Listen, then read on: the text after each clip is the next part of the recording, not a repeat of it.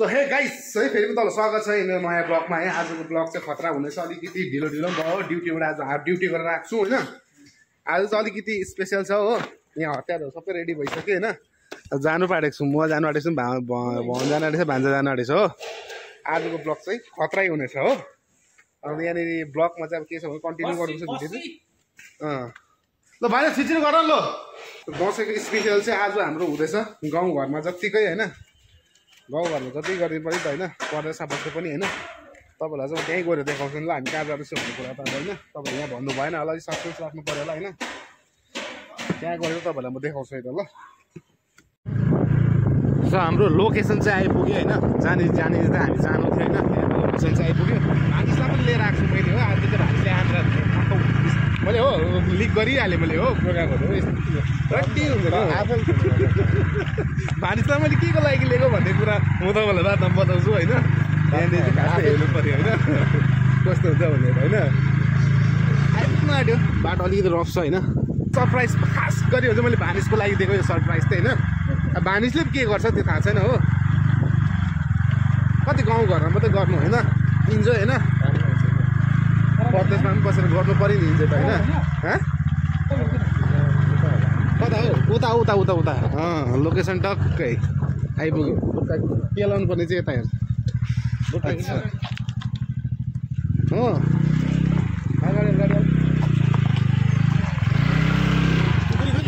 हाम्रो खास लोकेसन चाहिँ यो छ हो। के लाउनु पर्ने के सरप्राइज के हाम्रो केटाहरू सबैजना आएको छ नि होइन। यस यस सरप्राइज त के हो भने खास नि हाम्रो दसैँको होइन। दसैँको सरप्राइज चाहिँ यहाँ चाहिँ म थियो त, म आउने बित्तिकै खतम गर्छु त अन्त। यो खास सरप्राइज चाहिँ आज चाहिँ के लाउनु पर्ने भयो होइन। हाम्रो टिम मेम्बरहरू आइपुग्यो यहाँनिर हो अलिकति होइन। केटाहरू कसले हान्ने हौ? हान्नु चाहिँ आज जान्छ जान्छ आज। सो यही हो गाइस होइन। परदेशमा आज मिलेर त हामीले चाहिँ एउटा खसी ढाल्नु आँटेको होइन। हेरौँ के हुन्छ। पुग्लो भने म छिनाउँछु नि। यहाँनिर हाम्रो केटाहरू चाहिँ यहाँनिर को छ आगो बाल्नेमा फेरि एक्टिभ छ हाम्रो केटाहरू हो। को कतिजना छ केटाहरू? 5-6 हुन्छ। 5-6 जना त रहेछ होइन। पानी सानी उमाल्नु परेर तेजबहादुर राख्छ न कहाँ गयो? तेजबहादुर दसैँ चाहिँ ग्रान्टेडै हुन्छ हो क्या केटा? पानी चाहिँ सानो होइन पानी भाँडै छैन। सेलिङ नि त्यस्तो पाराले होइन र? त्यसो गर्दा पनि हुन्छ हुनु त है। फेरि यहाँ मास्टर छ नि खसी केला भनेको चाहिँ मास्टर हो नि। तिम्रो नाम हल्का भनिदिइराख नि यहाँनिर। अलि जोड ल्याउ सुनेन हौ आम नाम। शैलेश हो है। उसले चाहिँ अब खसी केलाउनु त अब फेरि हो बाउनको छोरो पर्यो है। साह्रो छ खसी केलाउने यति केटाहरू लिएर आएको छ फेरि हो। यो कति केजी हो भन्छ? यो त मलाई त 15 केजीदेखि उकालो त लागेन त हौ। उहाँ रहेछ नि त एउटा अन्त खसी। खसी यहाँ पनि रहेछु हो। आज चाहिँ भान्जा त मैले किन लिएको भने चाहिँ खसीको आन्द्रा धुनु लागि लिएको हुन्छ होइन भन्छ। आन्द्रा धुन्छु होइन ल गाइस है। यो केटामा छिन्दाउने खालको पाराले चाहिँ उदाउनु पऱ्यो होइन गाइस। उदाइ चाहिँ यस्तो छ भार चाहिँ मजाले राख्नु पर्यो।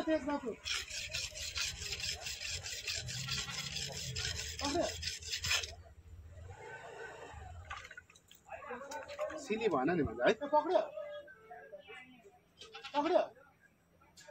छिनाउने चाहिँ हो एक केटामा छिनाउने। अब त्यहाँ पनि भिरेर हाम्रो तेजबहादुर थियो आजको मान हान्ने तेजबहादुर त्यसमा छिटो।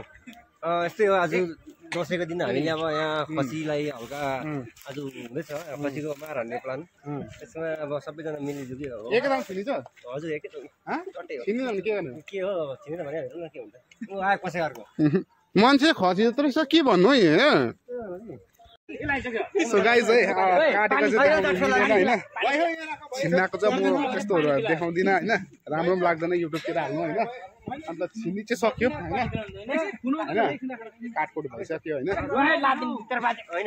सबैजना थुप्रिरहेछ हो। काटकुट भइसक्यो बिचरा खसी ढालिसक्यो। खसी हो केटाले हो। एकैतालमा छिनाइ छिन्दा हुन्छ तर हो।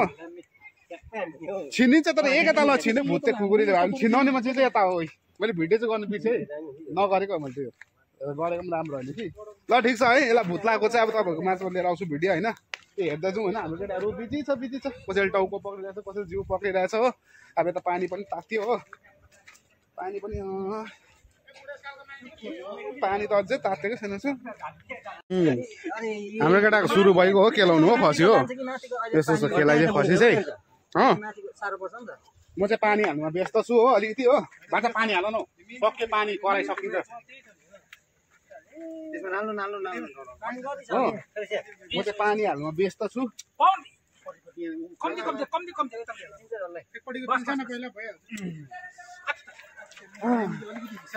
पर्दै सक्छ यसरी केलाइन्छ खसी चाहिँ होइन बाटो पानी हाल्नु हौ यसमा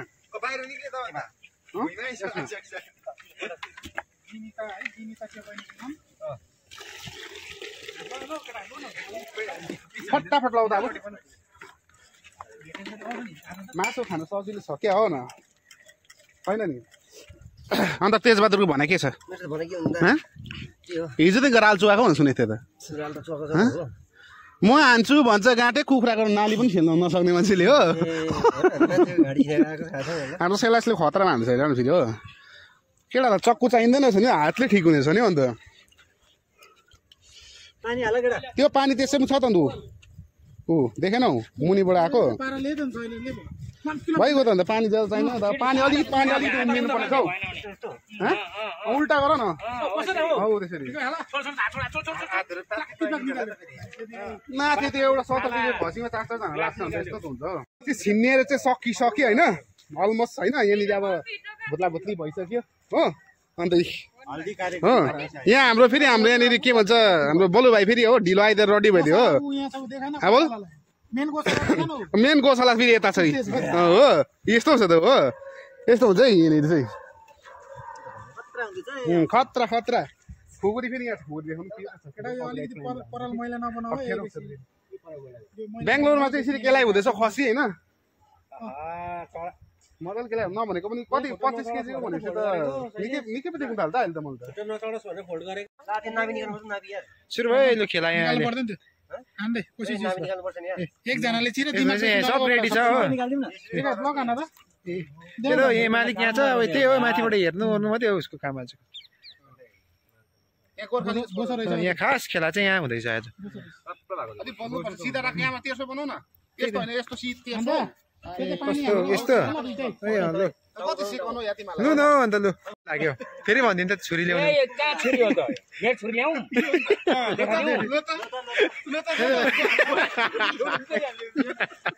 यो चाहिँ घाँस भयो नि त अहिलेको तरिका चाहिँ यो हो नि त हो हामी त पुरा जङ्गलमा छौँ यहाँनिर अहिले एकदम क्याम्पिङ दसैँको क्याम्पिङ गर्न आएको होइन जङ्गलमा होइन अब के अरे एड्रेस यो करुणा नगर रेड क्रस चिरपोर चाहिँ सुरु भइसकेको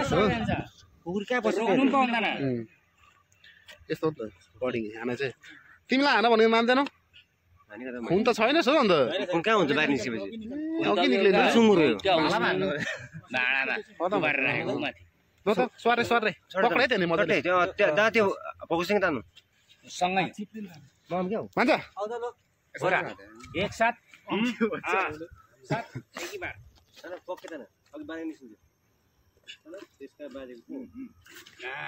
दामी दामी परा लु माल चाहिँ ल है ल अब चाहिँ खसी मासु दबाएर खाने भयो हामीले हो